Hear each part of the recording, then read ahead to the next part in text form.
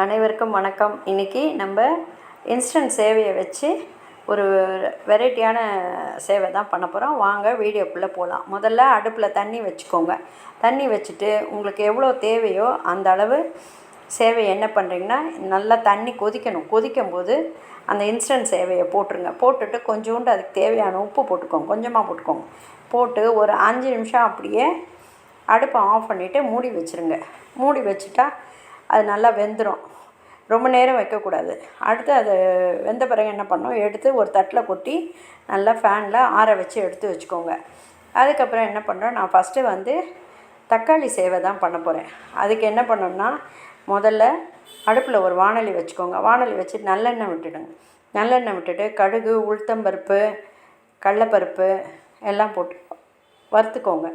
வறுத்துட்டு அந்த கடுகு பொரிஞ்ச பிறகு என்ன பண்ணால், பொடியாக வெங்காயம் நறுக்கி வச்சுக்கோங்க. வெங்காயம் நறுக்கி வச்சுட்டு இது வறுபட்ட பிறகு அந்த வெங்காயத்தையும் அதில் போட்டுருங்க. வெங்காயம் கொஞ்சம் லேசாக வதங்கின பிறகு பொடியாக நறுக்கி வச்ச தக்காளி, பச்சை மிளகாய், கருவேப்பிலை எல்லாம் போட்டு நல்லா வதக்கிக்கோங்க. வதக்கிட்டு அந்த தக்காளி வெங்காயம்லாம் நல்லா கொஞ்சம் வேகணும். வெந்த பிறகு தான் அதுக்கப்புறம் தான் இதுக்கு தேவையான உப்பு காரம்லாம் போடணும். இந்த வதங்கின பிறகு என்ன பண்ணோம், இதுக்கு தேவையான உப்பு, கொஞ்சம் தனி மிளகாத்தூள், மஞ்சத்தூள், இந்த இடத்துல உங்களுக்கு கரம் மசாலா தூள் போடணுன்னா போட்டுக்கலாம்.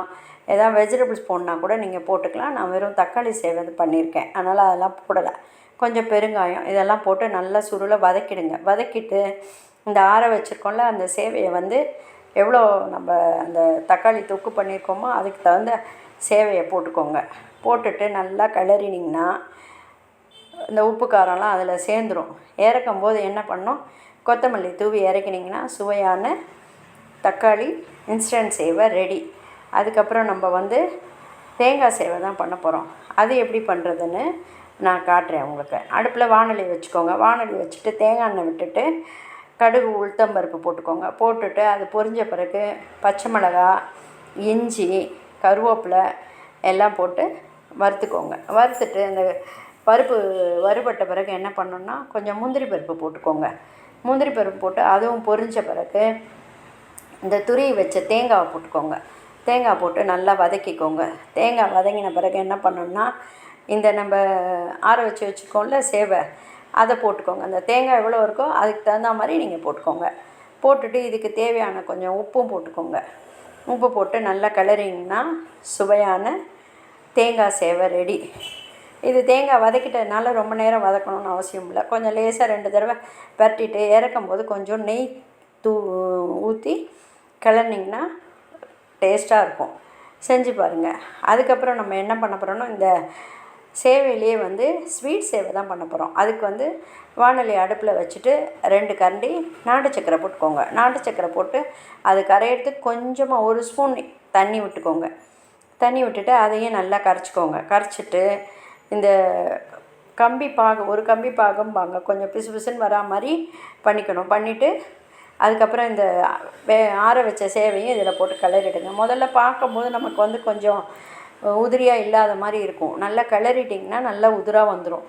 கிளறின பிறகு என்ன பண்ணால், முந்திரி பருப்பை நெய்யில் பொரிச்சிருங்க. நெய்யில் பொரித்து அதையும் போட்டுட்டு துருவி வச்ச தேங்காயும் ஏலக்காய் பொடியும் போட்டுக்கோங்க. போட்டு கிளறினிங்கன்னா சுவையான ஸ்வீட் சேவை ரெடி. இது குழந்தைங்க கூட சாப்பிட்லாம். நல்லாயிருக்கும், டேஸ்ட்டாக இருக்கும். குழந்தைங்களுக்கு கூட நீங்கள் கொடுக்கலாம். எல்லாருமே சாப்பிட்லாம். செஞ்சு பாருங்கள். செஞ்சு பார்த்துட்டு எப்படி இருக்குன்னு சொல்லுங்கள். இன்றைக்கி நம்ம வீட்டில் இந்த 3 டைப்ஸ் ஆஃப் சேவை தான் பண்ணியிருக்கேன். தக்காளி சேவை, தேங்காய் சேவை, இனிப்பு சேவை 3 பண்ணியிருக்கேன். இந்த தொட்டுக்கிறதுக்கு கத்திரிக்காய் கொஜ்ஜு தான் பண்ணியிருக்கேன். வாங்க எல்லோரும் சேர்ந்து